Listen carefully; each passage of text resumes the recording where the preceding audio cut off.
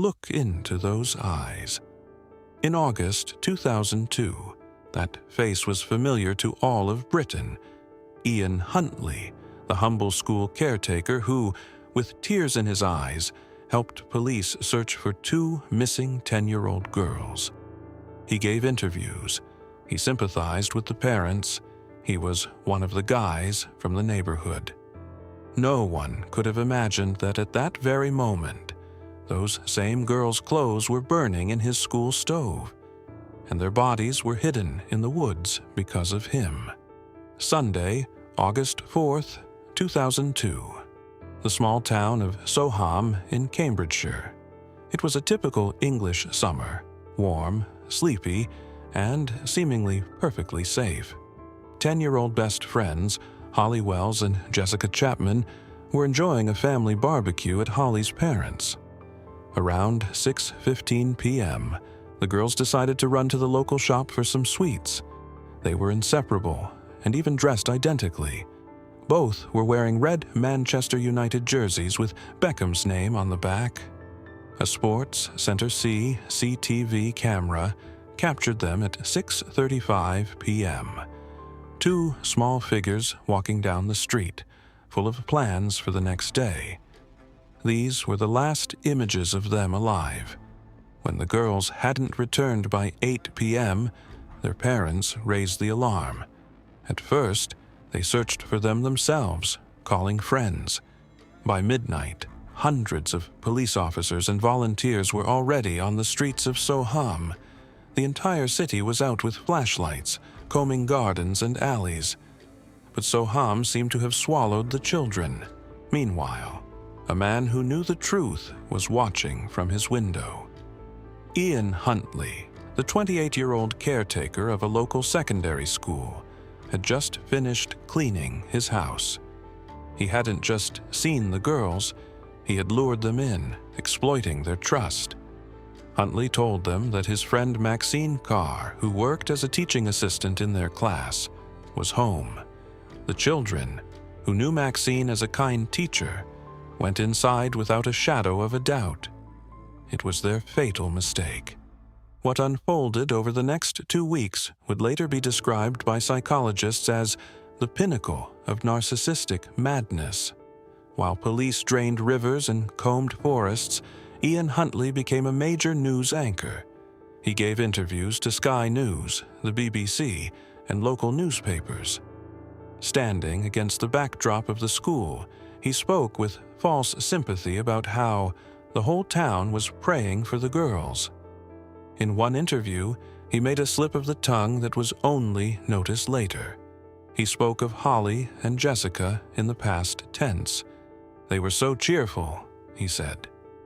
His girlfriend, Maxine Carr, returned from a visit to her mother and immediately jumped into the fray. She confirmed Huntley's alibi, telling the police, "Ian couldn't have done it. He was with me all evening. I heard him showering." It was a lie. Maxine was out of town and knew she was helping the killer, although, as it would later turn out, she didn't immediately grasp the scale of his crime. But the police were already beginning to doubt it. Detectives noticed something odd. Huntley was being overly intrusive. He constantly hovered around the officers, asking questions about the investigation, trying to help.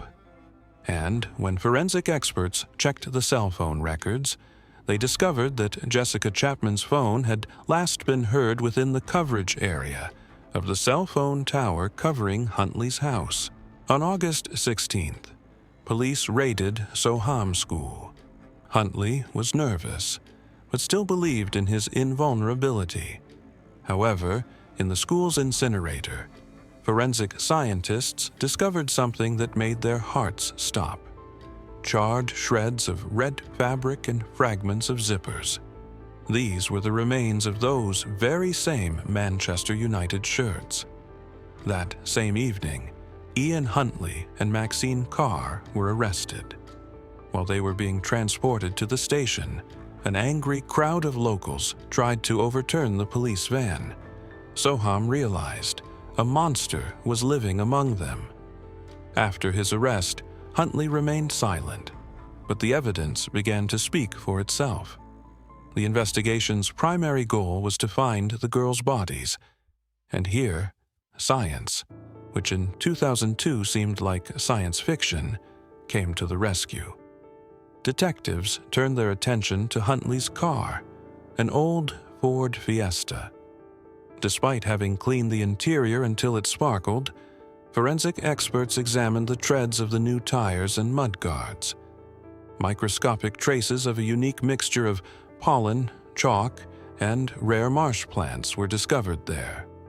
Forensic botanist Patricia Wiltshire determined that this flora combination is found only in one location, the Lakenheath Fen area, 20 miles from Soham. I'm just starting this journey, and every like or kind word in the comments is like a warm cup of tea on a cold day. If you resonate with what I do, stay with me. Let's grow together. Your support is my inspiration. On August 17th, search parties headed there. The remains of Holly and Jessica's bodies were found in a shallow ditch under a layer of branches. Huntley tried to burn them to hide DNA evidence, but it was no use. On the contrary, his attempt to destroy the evidence only proved to the investigators that the killer had acted deliberately, not out of passion. But the most shocking discovery was the police archive. When Ian Huntley's name entered all the databases, a horrific revelation emerged. Before moving to Soham, Huntley had been on police radar 8 times on suspicion of rape, indecent behavior, and child sex. However, each time he escaped unscathed due to the victim's reluctance to testify or bureaucratic errors. Most horrifyingly, when he applied for a job at Soham School, Cambridgeshire Police made a request to Humberside Police, where he had previously lived. Due to a data-sharing error, the response came back clean. A man with a reputation as a serial predator had gained access to the school and the children. The trial began in October 2003 at the Old Bailey. Huntley, aware that the evidence against him was overwhelming, changed his tactics. He stopped denying the girls' deaths, but instead advanced a theory that shocked the jury with its absurdity. He claimed that Holly Wells had come to him to ask for a bandage because her nose was bleeding. She then allegedly accidentally fell into the full bathtub and choked. When Jessica began screaming, he claimed he just tried to cover her mouth with his hand to calm her down and accidentally strangled her. The prosecution blew this lie to pieces. Pathologists proved that the bodies bore marks consistent with deliberate strangulation. Furthermore, prosecutor Richard Latham asked Huntley one simple question. If this was an accident, why didn't you call an ambulance? Why instead did you take scissors, cut the children's clothes off, and drive into the woods to cover your tracks? Huntley was at a loss for words. He was found guilty of 2 counts of murder. Maxine Carr received 3.5 years for obstructing justice. She was released in 2004, assumed a new identity, and still lives under state protection, remaining one of Britain's most despised women. Ian Huntley was sent to Wakefield Prison, then to Frankland, a place known as the Monster House. The country's most dangerous criminals are held there. There's no place in the prison hierarchy for people like Huntley, a child killer. During his 23 years in prison, his life became a self-created hell. In 2005, boiling water was thrown in his face. In 2010, another inmate, armed with a homemade blade, slit his throat. Huntley survived, but lived in constant fear, spending most of his time in solitary confinement for his own safety. The end came in early 2026. In late February, Huntley was attacked in the prison workshop by Anthony Russell, a convicted murderer with nothing to lose. Russell stabbed Huntley repeatedly with a metal rod. The beast of Soham was taken to a hospital in Newcastle with a severe head injury. He spent a week on a ventilator. On March the 7th, 2026, doctors officially confirmed that Ian Huntley had died. Britain greeted the news without a trace of grief.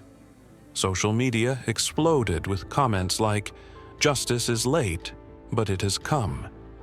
Holly and Jessica's parents, who had maintained a dignified silence all these years, only briefly thanked the police for their support. Ian Huntley wanted to be remembered as a cunning player who outwitted everyone. But history has remembered him as a coward, whose lies were debunked by science, and whose path ended in a prison hospital under the watchful eye of a guard. The tragedy in Soham taught the world one thing: the system may make mistakes, but the truth always finds a way, even after decades.